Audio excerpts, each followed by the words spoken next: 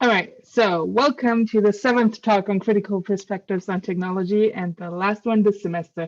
Europe has different semesters, just so you know, or at least Austria. Everything is different in Vienna anyway.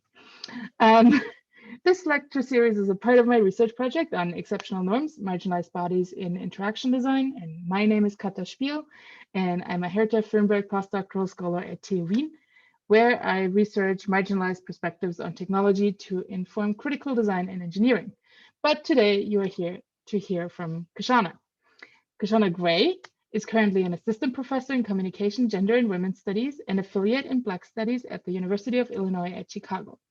She previously served as an Martin Luther King scholar and a visiting assistant professor at MIT in comparative media studies and the Women and Gender Studies program, and has served as a faculty visitor at the Social Media Collective at Microsoft Research in Cambridge.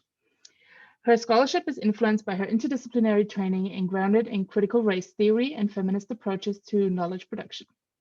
She interrogates the impact that technology has on culture and how Black users, in particular, influence the creation of technological products and the dissemination of digital artifacts. While her extensive publication record explores how technology disparately impacts women and people of color, her current research interrogates the possibilities and potential of what that technology can afford Black communities who are traditionally excluded from public spaces, including digital ones. Her presentation is titled Intersectional Tech, Exploring Black Digital Praxis in Contemporary Gaming. So you can ask questions during and after the presentation in the chat window, or however Kishonna tells you. Like if she tells you to just interrupt, just interrupt. And afterwards, we will all be in a discussion led by Sabine Harrer, who is a game scholar, writer, and experimental game maker. They currently work as a faculty member at the Department of Game Design at Uppsala University in Sweden. And in their artistic and teaching practice, as well as in their writing, they use video games as a thing to reframe, challenge, and queer norms around desire and intimacy. They have recently published the article, We Are the Champions, question mark, Performing Whiteness in Ascension, Dawn of Champions, in the journal Simulation and Gaming. But for now, Kishonna, take it away. Yay! I am so excited to be here. Thank you all for inviting me and allowing me to share some of my work with you. I think this might be like a snippet of like because I still haven't figured out how to do like a book talk, right? So it's kind of like a book talk. Since I think that's like the most pressing thing on my mind still. Oh, hey, little lovely. Oh, I love it. Oh, so awesome. You might see my kids too. Oh, this makes me so happy. I will read because I don't want to rant. And I can provide transcripts in case folks need transcripts, of the talk as well. Um, Also, if you do have questions, feel free just to I don't know if I'll get like an alert if somebody like raises their hand, but if Sabina or Kata, please a little ranting, please. Sure, Kale. I absolutely. um if there's somebody that like has like an immediate question, please just interrupt me. That's no problem, okay? Because I'll have like my notes screen up, so I might not see the camera if somebody is needs anything or has like an immediate question. Okay. Absolutely. Oh, absolutely, Josephine. Yeah, I think it's important. I didn't always like, pre-prepare a lecture. But I found it, of course, as I'm learning about, accessibility and making sure to like accommodate. I always try to like, have all that stuff prepared so everybody can participate and interact and engage, and wherever they are, right? Okay, let me share the screen here. Uh, Share that. Hopefully you all see that PowerPoint. I'll make that a little bit bigger. I'll make this part smaller because whenever I do like the PowerPoint, when I start the PowerPoint, like I lose my slides, and I mean I lose my notes, and so I'll just do this. Hopefully this isn't too distracting for anybody, right? Can you all see that? Okay, let me make that a little bit bigger. Do you all see the full? Okay, great, perfect. All righty. Okay, good deal. I'll go ahead and start. I felt like both the gaming space and the real world had hit this level of toxicity that was unsustainable. And for the first time in a long time, I didn't know what or how to express how I felt about them.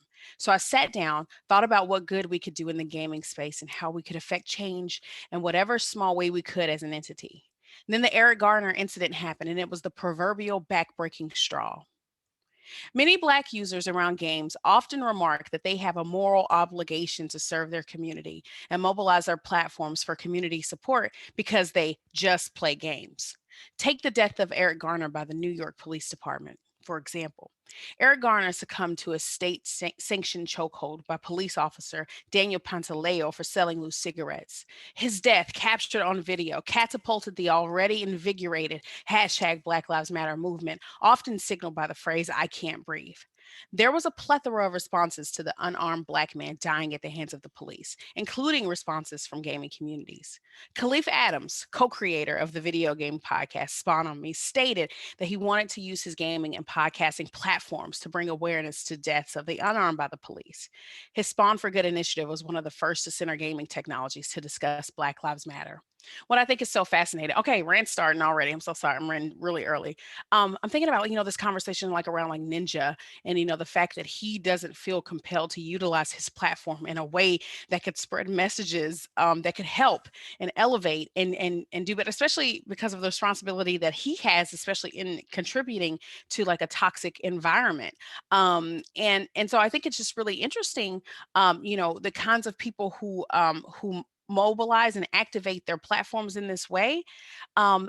And I think about this, of course, all oftentimes like along cultural lines, right? About how a lot of times Black folks feel compelled to help their communities, feel compelled to support, feel compelled to make, to be the role models and to help. Whereas, that burden is not equally shared across the races, right? So for often, white men think that, as Ninja said, like, I'm not responsible for them. It's your parents' job. I'm just out here gaming.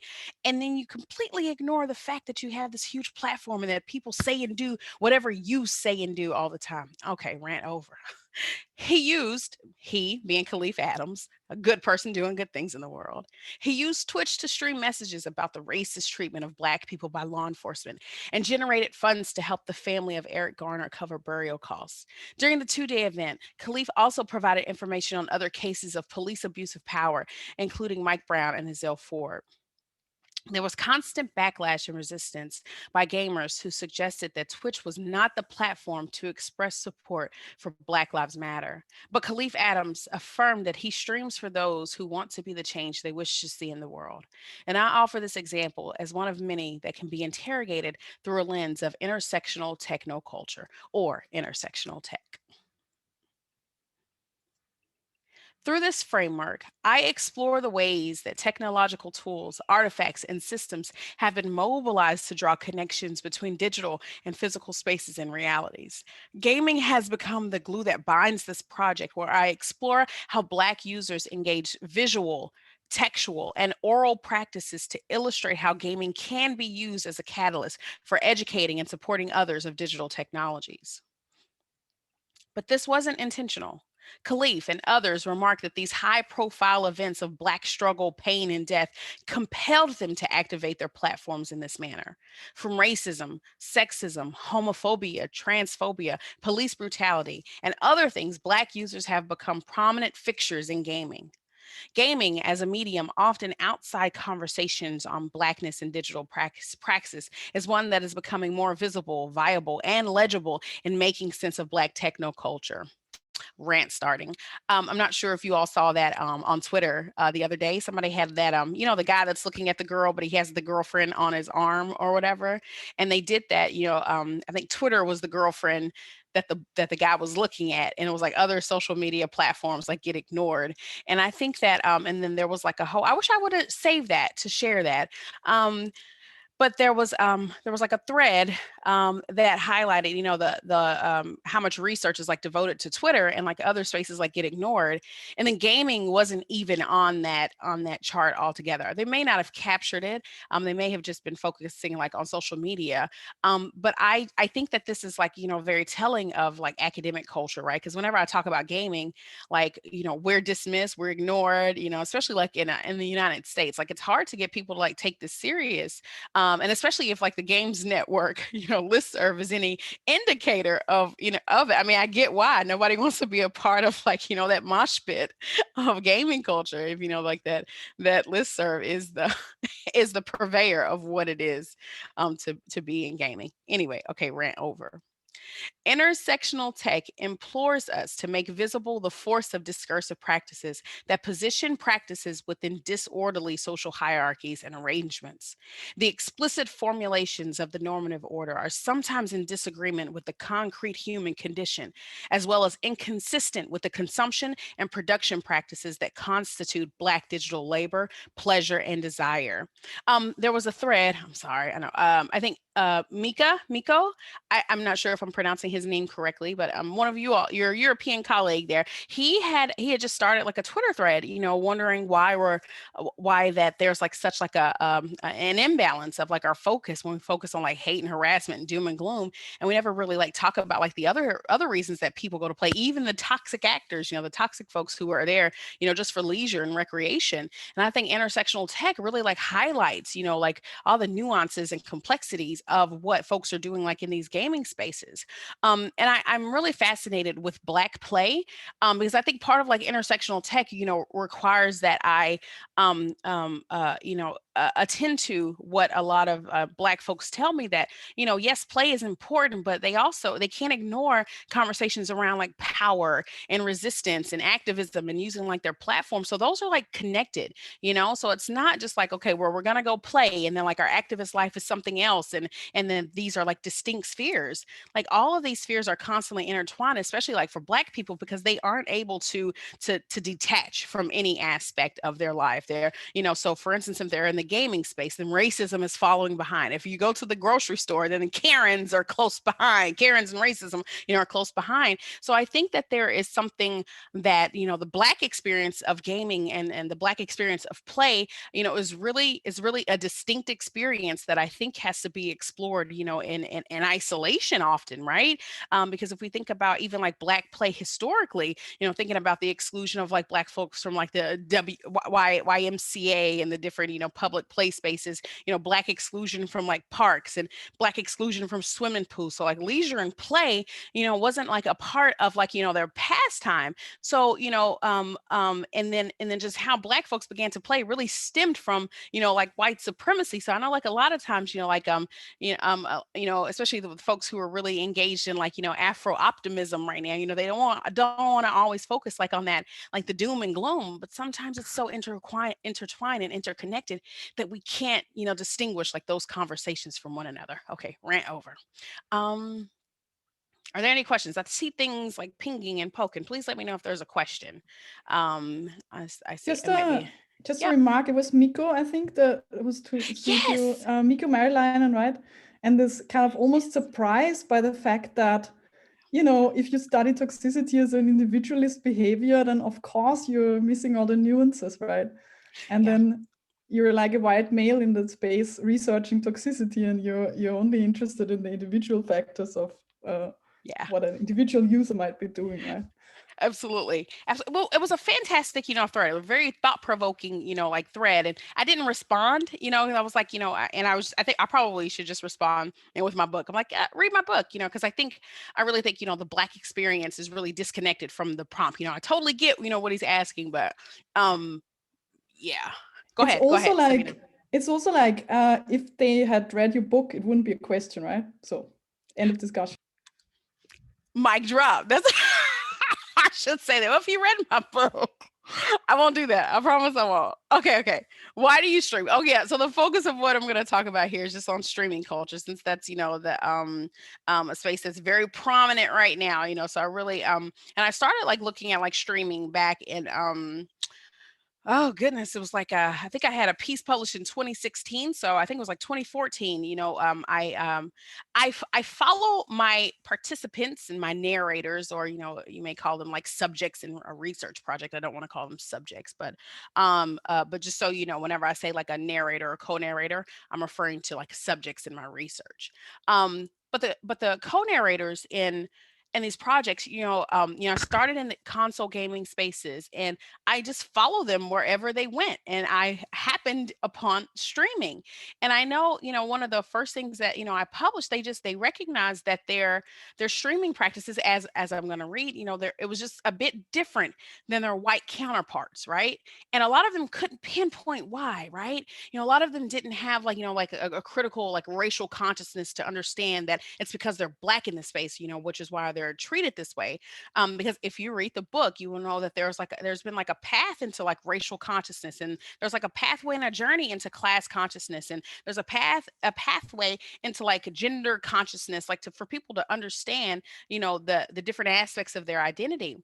And I use also in the book, when I talk about intersectionality, we would like for it to be like this really clean and this clean concept that just fits neatly and can just overlay over our life experiences. But intersectionality is not quite like that, right? So as I discuss intersectionality, it's more like pieces to a puzzle. I'm ranting, by the way. I'm sorry. It's more like pieces to a puzzle where like we uncover. It's like they're hidden from us, and then like life experiences have us like uncover it. So like, oh, okay, I'm walking into a store. Okay, Kieran's behind me. Oh, I uncovered racism. Is this happening because I'm black, or I might, leave campus, late, and I'm walking to the train, and I'm being harassed on the street. Is this because like I'm a woman, or any number of things. Like, so some people come into like their identities, even black folks. So I know some people think just by the nature of being like black in the world that you automatically have an understanding about the black experience, but that's not the case, as so many of the men in particular in my book like talk about. So whenever they think about their gaming identity, they look at themselves as like, I'm just a gamer, I don't have to be black in this space, right? And I thought, that it was a fascinating, take. But it's so in this 10 is another thing why I love ethnography, right? So this was like a 10-year ethnography. So in the early years, there were Tyrell. So if you read the book, I'm talking about Tyrell in particular. So Tyrell, he was like, I don't want to, I'm black in the real world, but this is a space where I can be anything I want to be. So I'm just a gamer here, right? Well, he sure enough changed his tune over the course of 10 years, right? So he talked about, being pulled over and being harassed and being targeted, and by the police in particular spaces, and Karens just doing Karen shit, to him. And then he said, I realized that, being black really has influenced, my cumulative experience, as a human in the world, but also as a gamer. And then when he started like streaming, he was like, I'm being treated differently because people can see who I am. As a black person, I can't hide from that. So it was really interesting to see how he uncovered, these different aspects of just his racial identity alone, right? So he hadn't even gone into like really thinking about like an intersectional kind of identity, incorporating, his sexuality and, his socioeconomic background. Okay, rant over. I'm going back here. All right. Why do you stream? While public discussions around gaming culture often focus on the toxic elements negatively impacting the marginalized, there are thriving groups utilizing online environments and their related tools to sustain their communities. Trolls and other toxic actors may dominate certain conversations in public and private spheres. However, we must begin to focus on the communities that marginalized bodies create and sustain. Gamers who live stream on Twitch, Mixer, and YouTube. I don't even think Mixer is not a thing anymore. I'm gonna have to update that. While experiencing racism and harassment. Also, that they are able to create networks of Black gamers, streamers, and others demonstrating the innovative of Black digital practices in gaming contexts. From console to mobile gaming to multiplayer and streaming, these spaces have become increasingly transmediated, incorporating visual, oral, and textual media across technological forms of media. The concept of transmedia describes the way that new technologies have been used to extend traditional narratives to other forms of media, and they take into account the shifting patterns of movement by both text and audiences across distinct but interrelated media platforms. Utilized here, I explore the complicated relationship that Black users have within these technologies by recognizing, acknowledging, and complicating the role that Blackness has had in the everyday practices and production of these users. I have some research questions here that kind of guided the project. I'll just read them straight from the slide. So, how are Black gamers, users, impacted by the dominant narratives deployed in media? And what impact does this have on their gaming practices? How have Black users responded to these dominant narratives? How and in what ways do Black users provide counter narratives or resist these dominant narratives? Let's see. So it's ethnography. I'll just go ahead and skip this for the purpose of time because my rants have taken up some time. One of the main things that I focus on. Let me just stick to the reading. Stop ranting. Okay. While my major focus has been on user experiences in digital gaming communities and streaming, something these users always talk about is content and representation in games. I've spent time analyzing hypervisible, hyperphysical Black bodies, hypercriminality, Black exploitation, commodified ghetto cool, racial tourism, invisible Black women, hypersexualized Black women, violence against women in games. And I was compelled to engage in depictions of Black characters because the users and narrators in my project spend significant time discussing them. So for those of you who are familiar with my work, you know that I'm mostly focused on like, the communities and online environments. And I didn't really focus on, I really could care less about representation in games, right? But the folks in the study, the narrators, they spend so much time talking about it, right? So, I would be, and in my earlier work, I was remiss. I kind of just like ignored that because I was just I was focused more so on like the humans and the human interaction, right?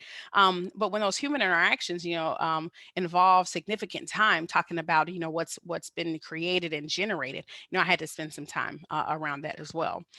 So from the this conversation will just like let you know what I mean, right? I mean, there may be bad words. Let me provide you with content disclaimer. There are probably curse words here. Might be references to violence. The N word, since these are Black folks, the N word will probably be used, just so that you are aware of the content to come. Real ghetto. Y'all, that Mafia 3 about to be official. To How to Riot. Man, I already know. And it's a Black dude. Real ghetto. Yeah, it felt like some dead president shit. The whole Black after Vietnam kind of vibe. And Watch Dogs too. Watch Dogs, the hacker game. Yeah, the hacker, he Black in this one. That's crazy. They in Oakland too? Nah, that'd be too Black. Yeah, that'd be way too Black. The foregoing excerpt was a part of a larger conversation between two gamers who identify as Black in Xbox Live. In their exchange, they captured the essence of the sentiment among many in 2016 as the year of the Black gamer. The year of the Black gamer can be understood as the era that dramatically increased the number of Black protagonists in video games and significantly decreased the pervasive stereotyping and cybertyping of these characters as well. As Sam Blackman states, the release of two heroes in popular culture who were unapologetically Black reflect either a recognition of inclusive stories by gaming culture or the inability to continue ignoring the demands of gamers, urging for more diversity. Although she's referring to Luke Cage, which is a TV series, and Lincoln Clay from Mafia 3, her analysis can extend to other titles released. From Watch Dogs 2, Battlefield 1, Assassin's Creed Freedom Cry, and others reveal to the gaming community that Blackness must be consumed holistically, no longer through a singular lens. However, the Black gaming community is divided to the extent that these in-game depictions capture the essence of Black masculinity in particular, and Blackness is still consumed through traditional criminal narratives as seen in Mafia 3 and stereotypical narratives such as Coltrane from the Gears of War series or Saz Katzroy from the Final Fantasy series as well. Others contend that the hypervisibility and hyperconsumption of Black death of the Harlem Hellfighters in the opening mission of Battlefield 1 fits within the problematic framing of Black death deployed in mainstream media. As I explore, the trend to render Black bodies unfit for inclusion in mediated narratives is on full display in Battlefield 1. The ways that Black characters succumb to the violence of war made many users uncomfortable as they witnessed this level of hypervisible Black death. I often liken this to, actually, I think I want to play this clip for you while I read. Is it not there? Hold on, let me pull that up. Can I do that real quick? Okay, let me stop sharing this screen. I should have Are we okay for time? It's okay if I run out. I'm so sorry if I run out of time, but you all have to see Battlefield 1 because it's really wild. Okay, I'm pulling it up and then I'll share it with you. Let me find the video. Let's see. Battlefield. All right. Let's see. Should have been a link to it.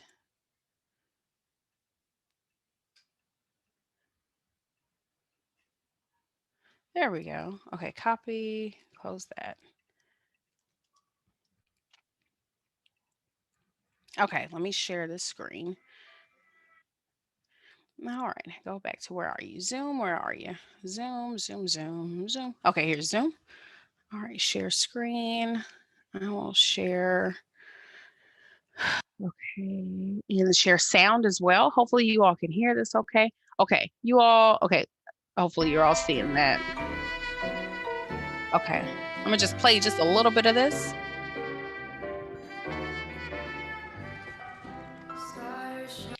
Just content disclaimer: there is militarized violence, a lot of heavy violence. You'll see a lot of blood and gore. So think like military movie kind of stuff.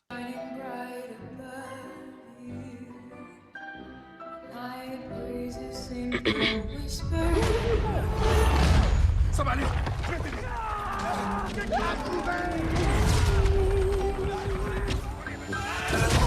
Stay nighty night and kiss me. Just hold me tight and tell me you'll miss me. While I'm alone and blue as can be. Little dream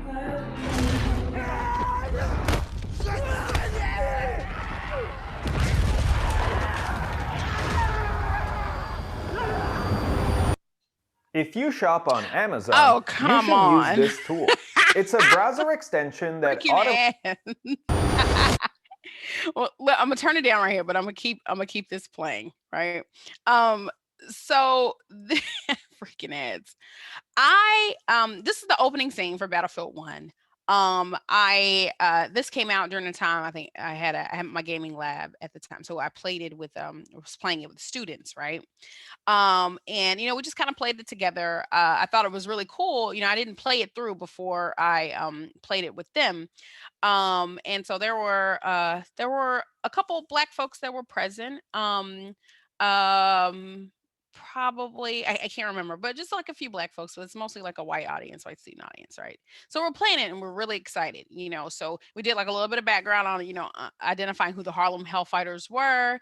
We discovered that these black and Puerto Rican individuals had a lot of success in France. Well, however you can measure like success in war, but you know what I meant. They did well. That just sounds so awful. But they and so we thought that they were going to be the heroes of this game, and that we would be able to have like some finally, because I think it's the first game also that incorporated like a black regiment into like a military game. I think it's the first time that Battlefield as a franchise incorporated them. So we were really excited, right? Now there's some things that happen, in that caption that said we weren't gonna make it. We just thought they were like joking because like as gamers, of course, we're like the Bruce Willis of games. Like we'll spawn, we'll come back. We just go out there and just shoot a bunch of people and then we'll come on back. They literally meant that you don't survive, right? And so as as we were playing, some of us like realized that the game was trying to take us out. Like it was like, wait a minute, like why is my health, not staying up? Like I'm hiding, I'm going away. But the game wants us to die, right? Because the designers and all of their design glory wanted to do something, to memorialize people, right? So Adolph Simmons, 1885, 1918. So when this happened, we were like, whoa, what is this? We were thinking that they're honoring soldiers, from these past wars and honoring black ones in particular. And so at first we were like, well, this is really cool that they did this, right?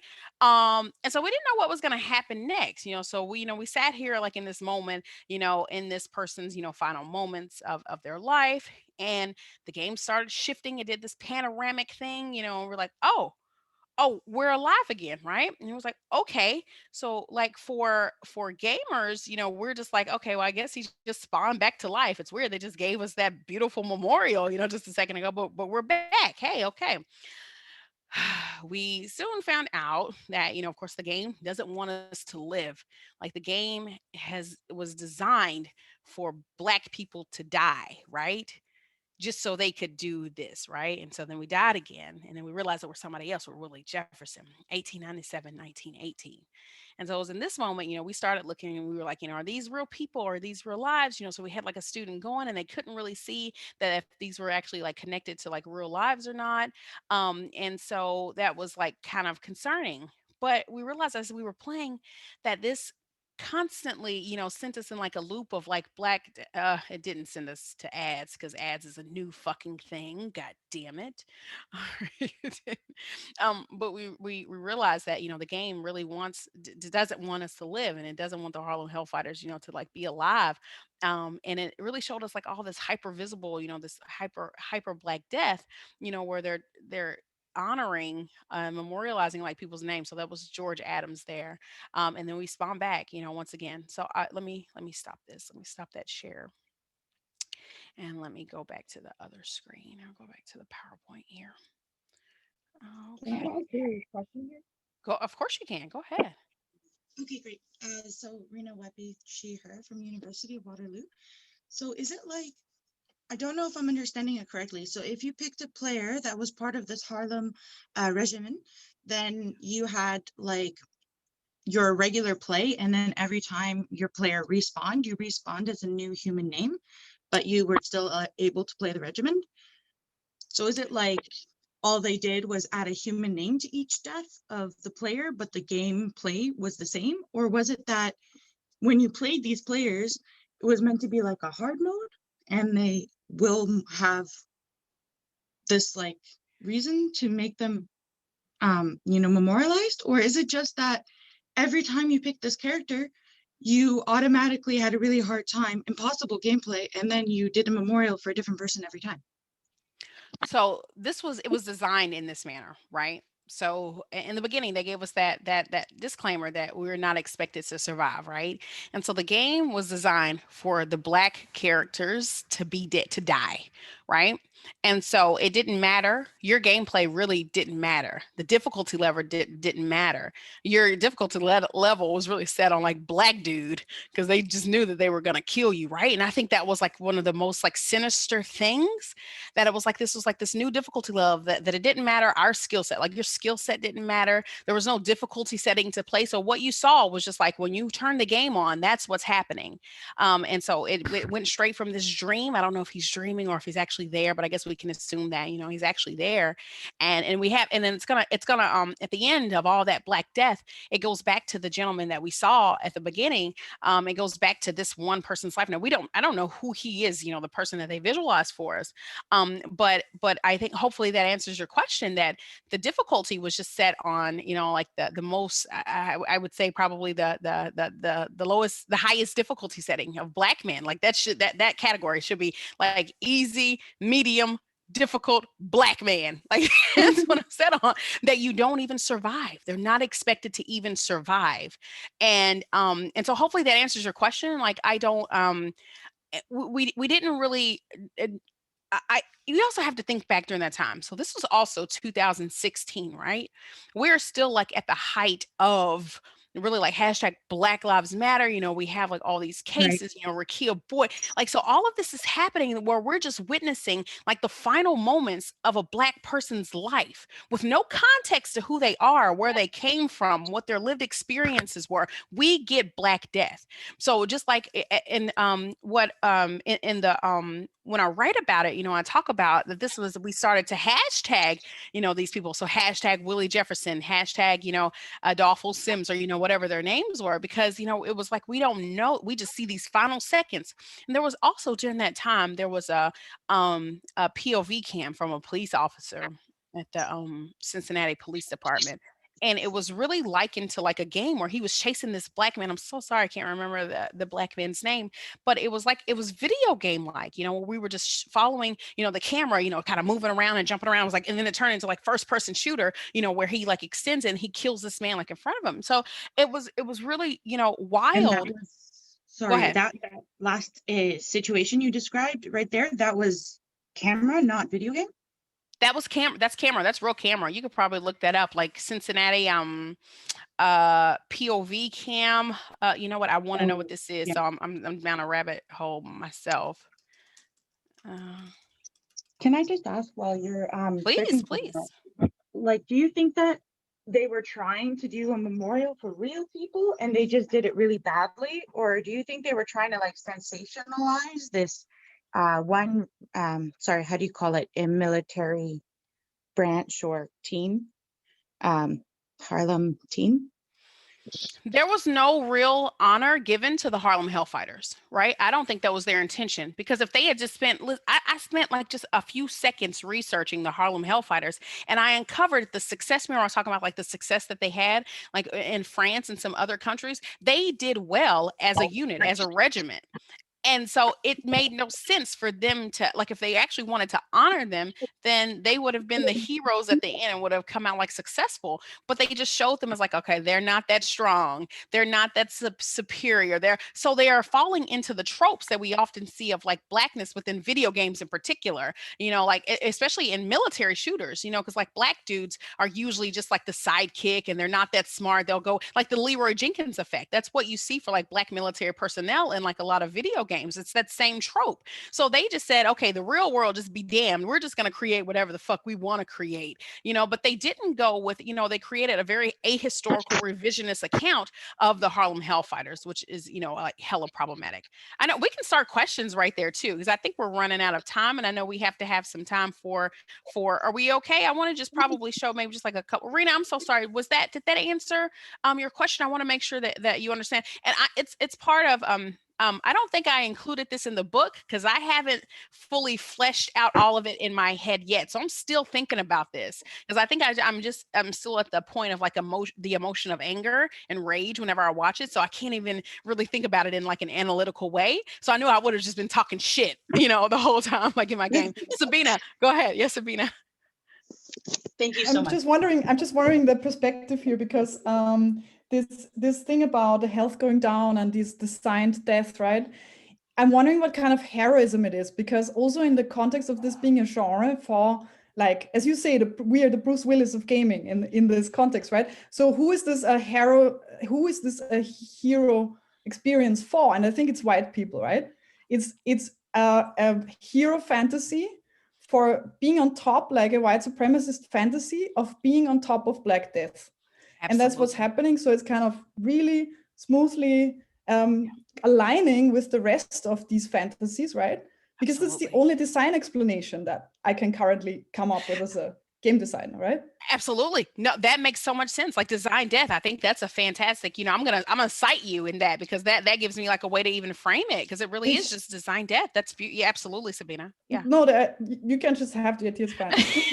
Don't have to cite. I'm gonna cite you, damn it. But I think you're absolutely right. You know, and like you said, it's still, you know, just reinforcing, you know, that the racial hierarchy of like who's on top. Absolutely, Sabina. Absolutely. The logics is in place. I mean, there's no disruption of the system we know. That's right. That's right. Absolutely. It's absolutely right. Let's see. Let me go on down. Let's see. Here's this was an interesting conversation. I'll read this right now. Still in the framework of putting the black into black characters. So I don't want to play Nan one. Why not silent? Because I already know they're gonna be racist as fuck. I don't think so. Mafia legit, like showing Jim Crow and everything. That's what I read too in the review. Did white folks make the game? Yeah, probably. Okay, I ain't playing this shit. Everybody laughs. You play other games white people make. Yeah, but not with black people in them. You won't see me playing GTA. I barely play Gears. I get tired of seeing the same shit. We thugs or we cooning. If the game is more than that, stereotypical representations. I'll think about it, but I know how they do, and y'all fall for it every time. So here we have, them like really talking about, just what the realities are for them being like, for them being Black people consuming like Black characters. Some people will just like, play and accept it and not think about like the larger ramifications or implications of what it means, what these moving images mean like to them in like the real life. But Silent Assassin 321, he was like, I'm not doing it. I'm tired of seeing it, tired of seeing this Black death, tired of seeing these, simplistic narratives, just for the sake of diversity. And he's like, what kind of narrative like are they actually putting forth? Like, are we getting something different, or is like the same old, right?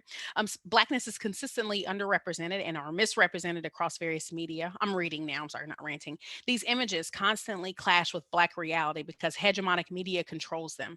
The racialized element inherent in mediated imagery further serves to limit agency and influence public perception of Black life.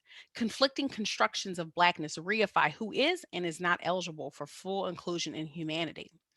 Let me go down just a few more.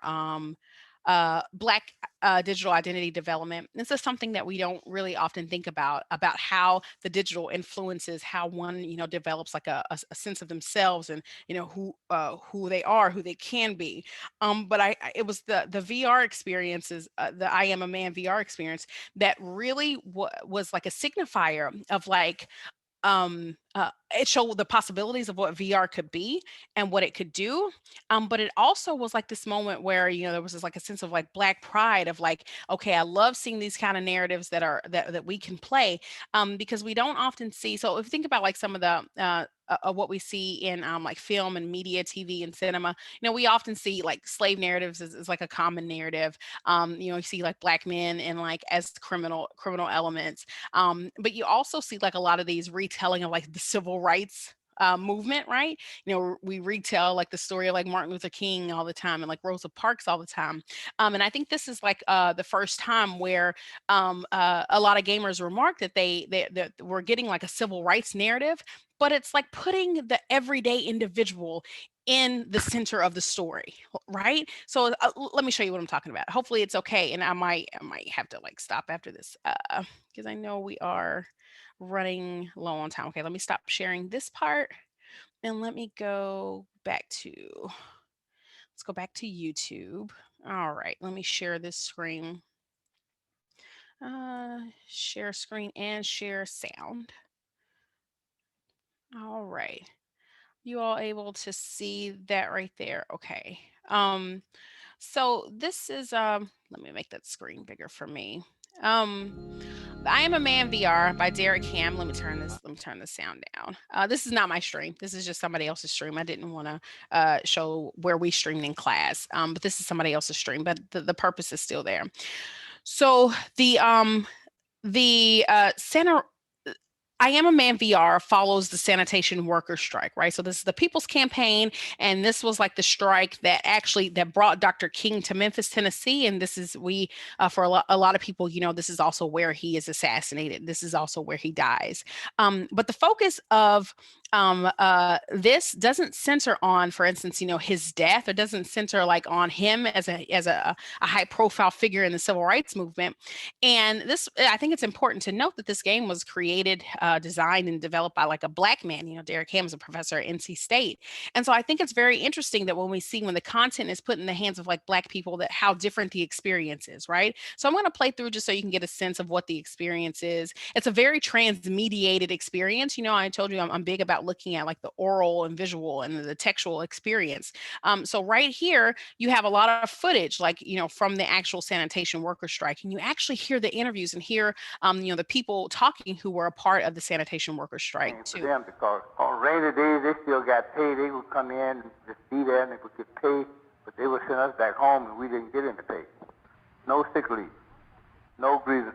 So this was like one of the union members, like one of the workers. I think they were developing the union. They were not yet unionized, and this was what led them to be able to be unionized. But it was like some of the workers that were just saying that there were racialized disparities in their treatment and experiences. So like if they were sent home because of like rain or weather, white men would be sent home with pay, but Black men would be sent home and they wouldn't be paid. Like so they only were able to get paid if they worked. Now we're going into like some of the content, and right here it's so interesting. This is this interesting experience. And I think whenever white folks play this game, they remark at being Black for the first time, right?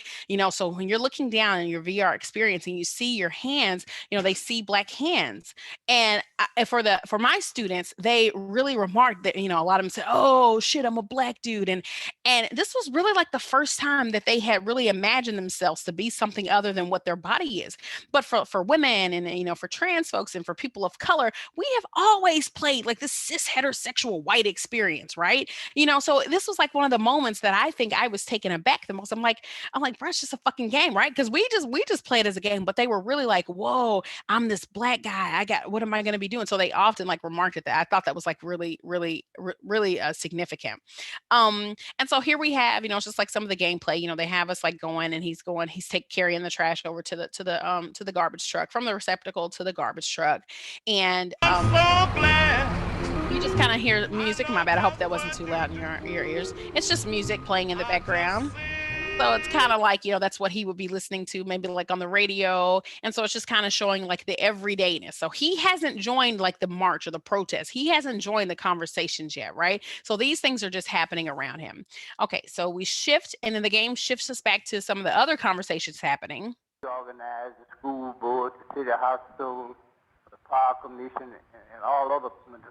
So they're just expressing their everyday experiences, some of their grievances, and things that are happening like in the background. And then we shift back to our player, who we are, and here we have these newspaper, these leaflets and these flyers, and we hear on the news or white folks talking about like integration, saying no, we shouldn't have to. My civil rights. Karen just said, "This is violating my civil rights." If I allow them into like my establishment or into our schools, that's violating my civil rights. Karen's gonna be Karen no matter the generation. And then we have, there's a person that we probably can assume as our spouse. And that's like where the oh my goodness, the bodies of the freedom fighters, were found. And so there are all these conversations that are just happening around this individual. You're being consumed on a daily basis by Black death and by struggle, and by the workers are trying to unionize and get more protections, for Black workers.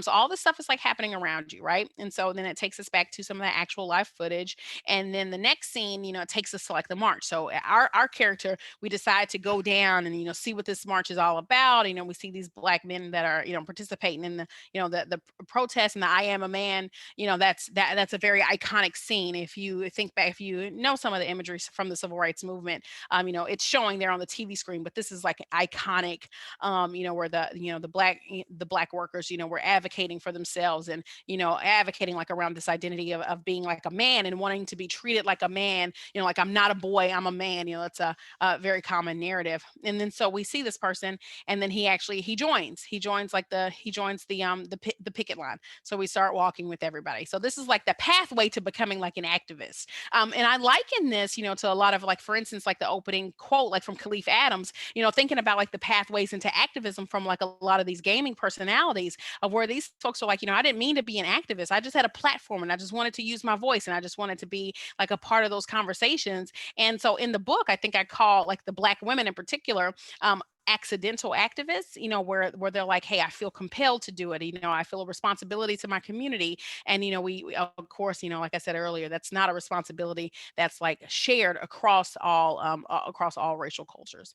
And then the end of this is where our character, I think, was invited to come and talk to Dr. King. And so we see Dr. King there, and we're getting ready to go and talk to him. And of course, we also know, if some of you know anything about this area, we see there that it is the Lorraine Motel. And we know, for those of you who follow, like this historical narrative, that this is also the moment where he's going to be getting killed. I'm not going to play that for you. It doesn't show us that. This is one of those design kind of conversations where, actually, it's intense. I'm not going to show it, but they just give us like the sound of the shot, but it fades to black, and then we hear like a gunshot sound. But I often think about, what might be that,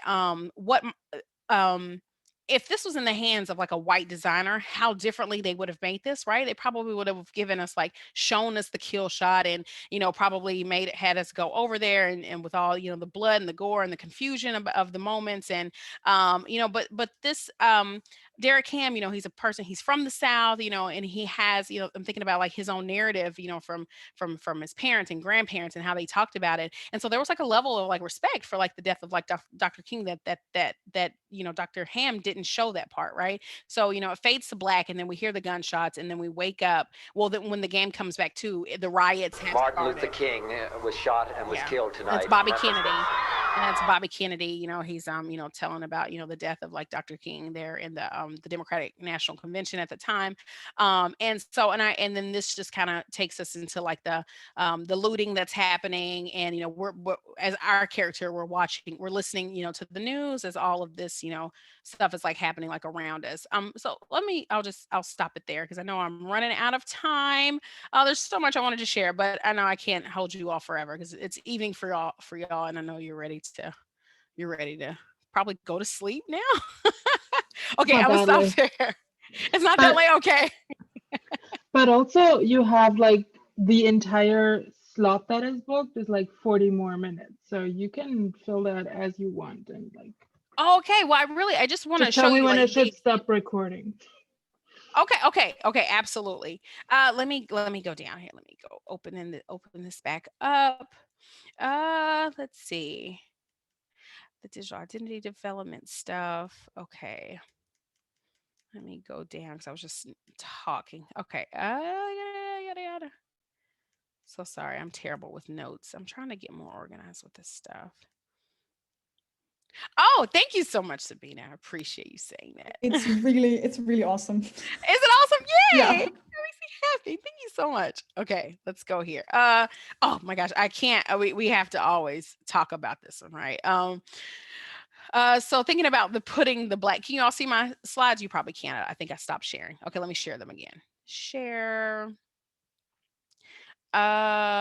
This was one of the first examples that was sent to me whenever I started thinking more about Black characters in games, right?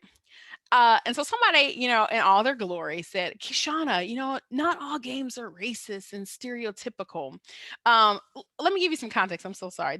I shouldn't have started with this slide. I should have started with one that just showed, Lee Everett, like the telltale, this is The Walking Dead, right? I should have started with just like a different image, but it's okay. So somebody sent this game to me and said, Kishonna, you always talk about gloom and doom and all games are racist, but I have this guy, Lee Everett. He disrupts all the stereotypes. He is really just this awesome dude. And it's this amazing game. And they show him as like a father and caring for young Clementine and, building community and developing community to survive and, survival. And, it's really awesome, Kishonna. I'm like, oh, really? That's awesome. Okay. So I go and I buy the game, right? I'm like, okay, I want to check it out. I'll play it. So I put the game in, right? The opening scene. This is the opening scene to this fucking video game, right? Now I don't know what you see, but I'm going to tell you what I see. I see a Black man that has encountered the police and he's been arrested, right? I see a Black man, being, swarmed up and, looped into like the cog of the justice machinery, right? That's what I see. And so I stopped the game immediately. I called my friend and I was like, and that friend was one of the Black dudes that, of course, like I don't see race. He's a Black dude that don't see race. It's like the wildest thing. It's like, it's weird. But anyway, it happens. He was like, and I told him, I was like, I'm very bothered that you would think that I thought that this game was okay. Seeing this Black man in the back of this police cruiser. And he was like, wait, what? He forgot that this was the opening scene because he had immersed himself into like the other parts of the narratives where they did do a good job at like disrupting the narrative and then but the first thing that my friend told me on the phone, he said, well, Kishonna, like just ignore that part. That's not even a central part of the game. Now for me, I'm all about the first impressions are everything, right? That opening scene. So think about like, like the grabber, right? So I'm thinking about back to like media theory and, things that we know from like film and cinema about like the importance of like the opening narratives and the opening scene. Like, so for me, I think that this opening scene tries to like set the tone for like the rest of the game, right? He, said that it wasn't that. But if you're going to use this as a way to like set the tone, that means that you want to authenticate his Black experience. And by authenticating his Black experience, you're going to root him, like, give me the narrative that white audiences know and can consume. Like, yeah, okay, like Black men and police, like that's a common narrative that we can consume as a white audience, right? Because back, I think I had mentioned some of the common narratives that we often see. There's like a big three in film and cinema. The big three of Black narratives in film and cinema are, the Black folks as the help, Black folks as like the criminal like element, and also Black folks as like the comic relief, like buffoon kind of coonery kind of like characters, right? So this was one of those things that they were like, reinforcing that big three. It was like, okay, well, even though this Black man's going to be amazing, we got to grab the white audience's attention, because when I saw this too, I'm like, who is this for? I often think about, who perspective it was made from and who it was created for. Like, so the audience, like who's the intended audience? And I know you didn't make this for Black folks. We don't need to be reminded that, our that 1 in 3 Black men will encounter like the police like in their lifetimes, or be under some form of criminal justice supervision, like in some form through parole, probation. Like, we don't need those reminders. So you didn't make this for us. And then, I later learned, my friend also told me, he said, well, ignore that part, because Lee Everett is actually a history professor at the University of Georgia. I don't know why he told me this, because I got enraged even more. I was so upset, because I was like, why the fuck are we not in the classroom? Why don't we have like a flashback to his life, like giving like a lecture and like, like a lecture hall, like on campus, or walking by on campus and I don't know, like engaging with some students in some way? Why did you have to put this Professor Everett, in the back of a police cruiser? No matter what he did, or no matter what his crime was, like that they were intentional about reinforcing, this particular kind of narrative. And I was bothered. That made me mad. Let's see what else. Let's see. That's the some of the narrators talking about that. Let's see what else. Oh, this is a good one. This is one more, and then I'm gonna be done. Let's go on. Okay, let me stop sharing over. Any questions while I'm switching over to YouTube, or comments? Anybody want to? Okay. All right. Hopefully there's no ads. It's going to be ads. Of course it's ads. It's always ads.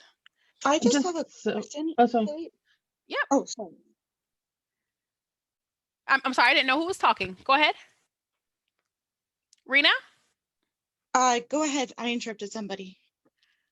No, Rena, all good. Go ahead.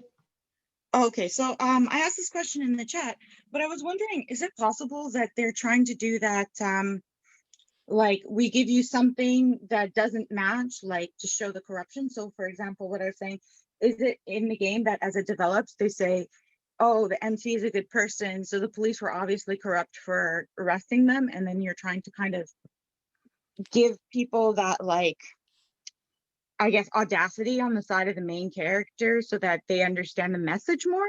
Or was it like not that deep at all? So that's a thought, right? I mean, it's possible. Because have you played The Walking Dead? Have you played this game, that game in particular? No, but I am kind of relating it to some stories where like your main character is either like portrayed as good or bad. And then as you continue the story, you realize that the person who portrayed them as good or bad is the liar. So Yeah. No, that's a fascinating. I'm so sorry. Go ahead. Oh, it's okay. I was gonna say I recently read a book that did exactly that, where you were on the side of the main character, who's a female, but even though it was a fantasy novel, so these words don't exactly work, but she was kind of like a serial killer, because anyone who disrespected her, she would like kill them. And the thing is, like, you're kind of on her side because you're seeing her story, but then you have this impromptu narrator who comes back and says, I want to remind you that this person isn't a good person, so please release all your thoughts of, oh, they deserved it because the person she killed here had a family, and the person she killed here didn't mean it that way, and then all of this stuff. So I was kind of wondering, like, do you think that they're kind of using this reverse psychology trick where they're kind of like inoculating against Sure. messaging? by making it slightly negative so that you argue and you end up on the positive side, or vice versa, whatever the Sure. scale.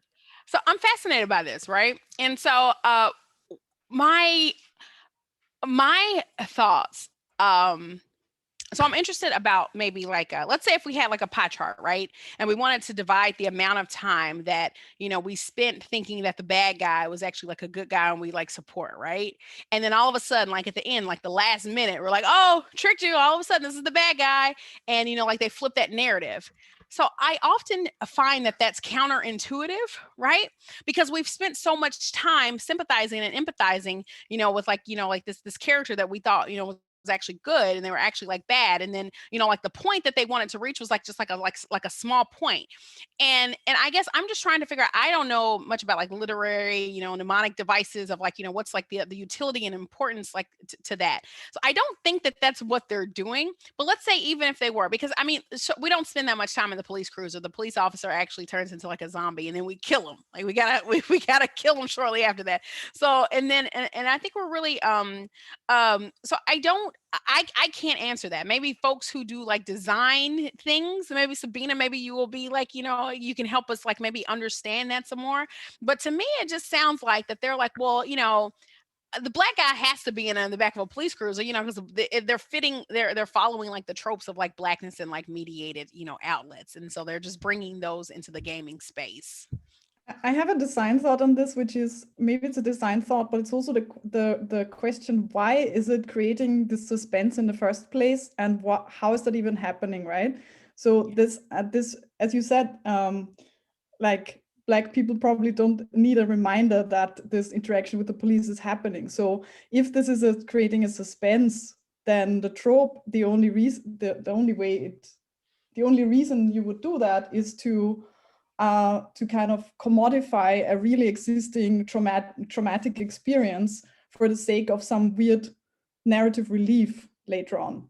And that in itself, I would say, is abusive narrative design, because catering to the white gaze, catering to Black experience as a story trope, without kind of thinking of the traumatic ramifications that this might have for other audiences.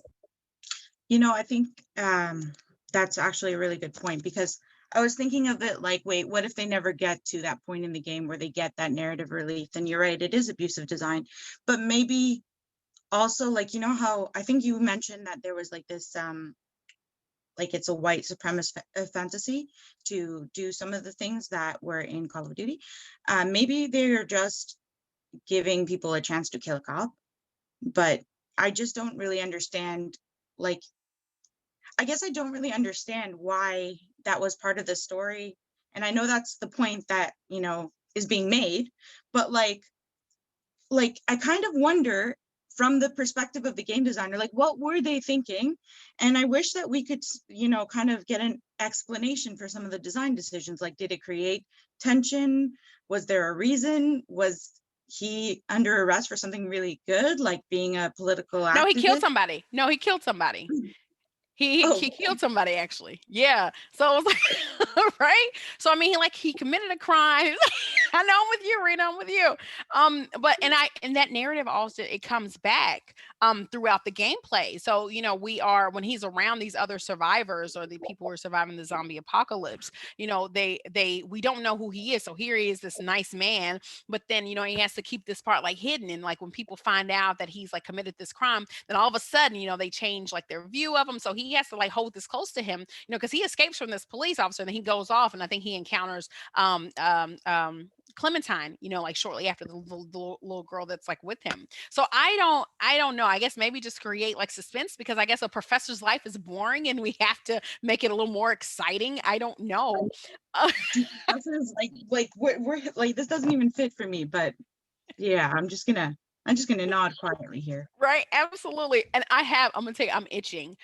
You have holes in your watch, and that I don't know if I've got that thing. Oh my gosh, no, oh my god, like I'm itching.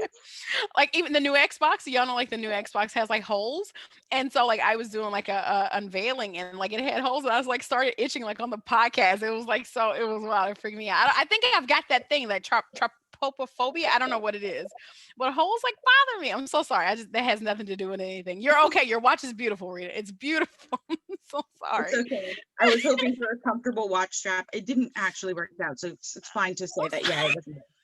But it's rainbow. It's beautiful. It's beautiful. I love it so much.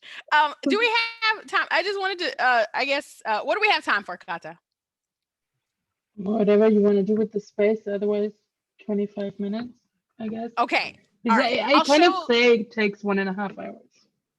Okay. Okay. Perfect. Well, I won't say. I'll show this last one because I know that this was a very important video for the streaming community, that the streaming narrators, like in the book. This is the cinematic trailer for Assassin's Creed Freedom Crime. It's a beautiful trailer, right? There's a lot happening. There is some violence. There is colonial kind of violence, slave violence. There's significant violence. I'll play it for you. And let's.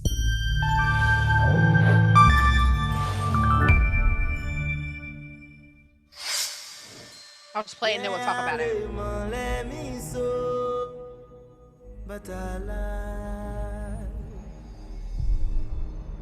I was born into slavery, deprived of any right, of any faith. I was sold, traded for labor, forced to watch the suffering, treated like a beast of burden. With no future ahead of me, I forged my own, and I knew blood would be the price.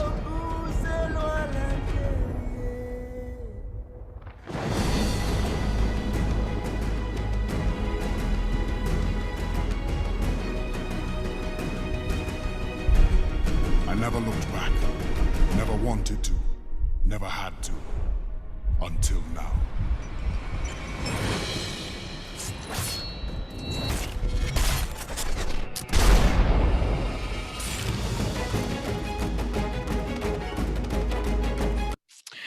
So this game, I'm gonna say the Black gamers were really excited about this game, right? And a lot of them didn't think it was real, that there would actually be like a Black character just killing all these white folks, right? So there was a streamer there, Tasty Diamond. She's one of, if you read the book, she's like the person that I follow. Her streaming like a whole lot. That's not her actual name. I won't tell you her actual name. She actually was subject to like a lot of trolling like recently. But anyway, when I was introduced to the Assassin's Creed through her stream, and when she was streaming it, she remarked at the level of catharsis that she would experience as like a Black person being able to do like this Django effect, right? Of being able to just kill the purveyors and sustainers of like a slave institution, like on the island like of Haiti, right? And so if any of you like know like the game, this is like the precursor to like the Haitian like revolution, like one of the most the successful slave revolt like in the Western Hemisphere. And so I think it's really like fascinating. I think that there was also this desire to like, so for instance, I think it was like the first like slave narrative kind of video game also. And it was a lot of gamers like remarked that on the how they felt, they got tired of like the slave narrative and like movies and like TV series, right? They were tired of that, right? But they welcomed it in like a gaming form, because they thought that like the story was being told like from a Black perspective, right? So it wasn't like the troubled white character that who they tell like his story through like Black, like a slave narrative or anything like that. This is actually like playing as Black people, saving Black people, destroying white supremacy. And I think that it's like really like fascinating at how drawn to this game that a lot of Black gamers were, knowing how much they hated like a slave narrative like media and TV. But they remarked that they felt more in control of the narrative as to just passively like sitting and like watching like moving images like on a TV series. They were like in control of it and they could do what they wanted to do. They also remarked at there were some troubling scenes within this. I don't know if I think I took those images out, but there was like some a really powerful scene um in the game where the slave the slave ship was like wrecked, and all the slaves that were underneath, like the slave, they were dying, they were drowning. And that was like a hard part for like a lot of them to watch and engage, because of of course all that black death. But as your character, you're able to save some of them. You can't save all of them, or you would reach your demise as well. But then some of them like also like remark, they're like, okay, here we have like this powerful narrative. I love this game. It's beautiful. It's exciting. Um, but why does this have to be the black experience in games? Right? Why can't I, be like a black Viking? Why can't I have like dragons? And why can't I just be flying on a unicorn and, zapping some lasers at aliens or something? Why do I have to be like rooted in this, historical narrative of like, what it means to be black in America? Why do I always have to encounter the police? Because I encounter the police in the real world. Why do I have to do that in my video games? Why do I have to sell drugs? Because my family members had to sell drugs to survive, like in a video game. Like I wanted to escape from that. Why do I have to do this in a game? And I think that just brings me. I'll close here, so we can like chat. I think that brings me to like the point of frustration with so many black folks, like within the gaming world, right? Because when they think about their experiences, even from Mafia 3, they're like, okay, here's Lincoln Clay. He just got back from Vietnam. He can't do anything. There's no jobs. He's struggling there. And it's like, why does it have to be like because that was a real reality. Like for a lot of our returning, folks like who return like from Vietnam, a lot of them, started to use drugs and got into drug dealing. And, so why do they have to like when it comes to black characters, why is it this desire to have to recreate those authentic experiences, right? And of course that's not a question that I can answer. That's a question for the folks who like design the games. And there is just like this desire to just replicate those kinds of things. I'll stop there so I can talk to you all about this, and you can offer insights to help us understand, why do white folks do this? Oh, Rena. Okay. Okay. Absolutely. Absolutely. It was so good. Thank you for being here.